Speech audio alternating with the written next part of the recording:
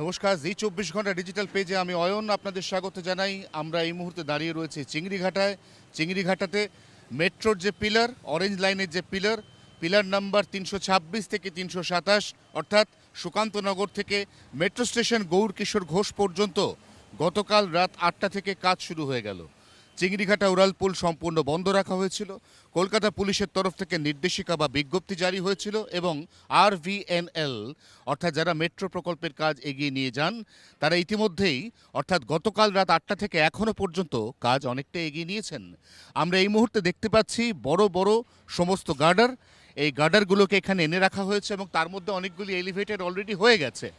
গতকাল পর্যন্ত যারা এই এলাকা দিয়ে যাতায়াত করেছেন তারা দেখেছেন যে 326 নম্বর পিলারেই কাজ আটকে ছিল, কিন্তু গতকাল রাতে অ্যাব্রাপ্টলি 327 নম্বর পিলারের দিকে এই মোবাইল ক্রেন সেটা মুভ করেছে এবং তার সঙ্গে ঝুলিয়ে দেওয়া হয়েছে বড় বড় গার্ডার, যেগুলি ঠিক আগের পদ্ধতিতেই পর সংযোগ করে 326 এবং 327 নম্বর গার্ডারকে সংযুক্তিকরণ হবে।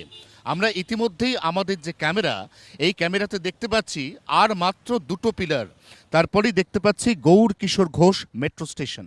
অর্থাৎ এই গৌর কিশোর ঘোষ তার আগের দুটি পিলারে ইতিমধ্যেই লাইন সংযুক্ত রয়েছে, করিডোর তৈরি রয়েছে।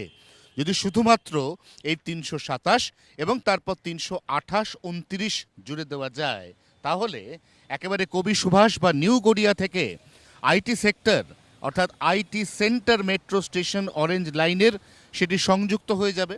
নিঃসন্দেহে মেট্রো কর্তৃপক্ষ ইতিমধ্যেই জানিয়েছেন চলতি বছর 2026 বড়দিনে তারা শহরকে উপহার দিতে চলেছেন অরেঞ্জ লাইন মেট্রো পথে কবি সুভাষ অর্থাৎ নিউ গড়িয়া থেকে আইটি সেন্টার পর্যন্ত একদম স্বচ্ছন্দ, বাতানুকূল, আরামদায়ক যাত্রা। জি 24 ঘন্টার জন্য ক্যামেরায় অরিন্দমের সঙ্গে অয়ন, চিংড়িঘাটা, কলকাতা।